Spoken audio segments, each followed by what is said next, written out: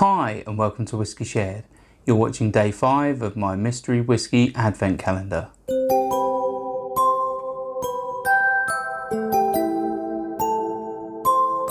I'm Toby and you're watching Whiskey Shared. Welcome to day 5 of my mystery whiskey advent or dramvent calendar.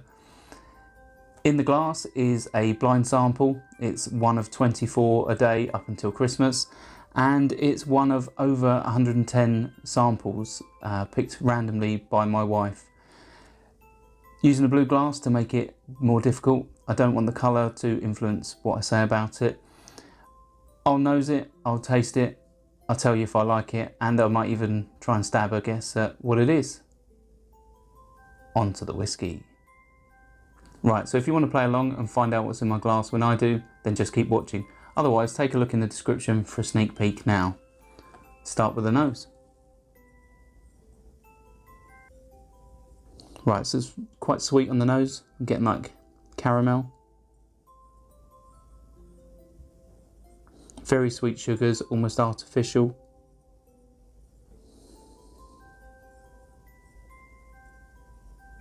Maybe some fruit there, like berries, possibly from a wine or sherry influence.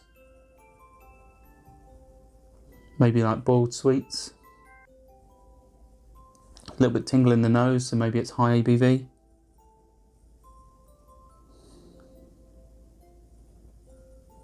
Yeah, it's quite fruity, quite sweet, slightly artificial, and quite a lot of alcohol vapour. It's going up my nose. Yeah, not really getting much else. Possibly a hint of cereal or malt in there. Yeah, but not really getting much more. Let's try it on the palate.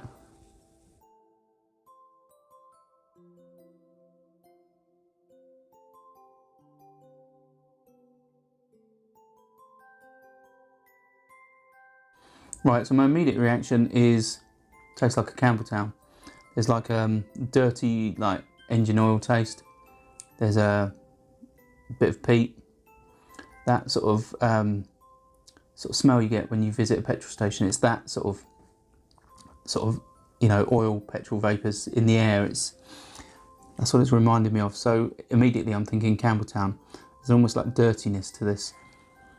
Yeah, let's try it on the palate again, because that doesn't translate from the nose.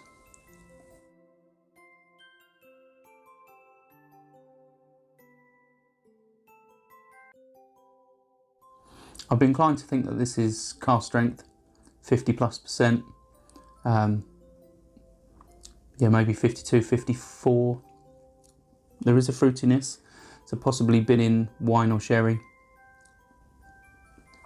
But that prickle on the tongue from the ABV, that's not giving me much in terms of sort of tannins or dryness from what appears to be you know, red wine or a fortified wine.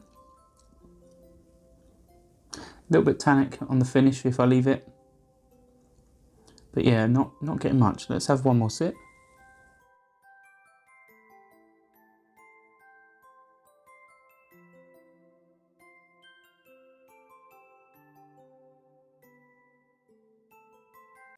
Yeah, so in terms of smokiness, it's more like you can taste the smoked or burnt cereal rather than a smoke that, you know, fills your mouth or your palate.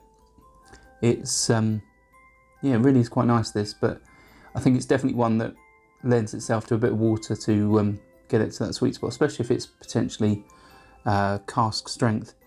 My guess would be it's a Campbelltown, but obviously I could be completely wrong. And yeah, my guess is it's probably been in some sort of wine barrel for part or all of its life.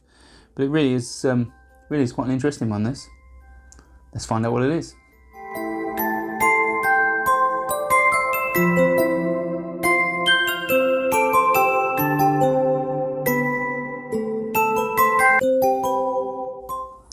Right, so it's a North Star Orkney 11-year-old at 63.7%. So I was definitely right with the cask strength, or very high ABV. Didn't think it was potentially that high. But interestingly, it's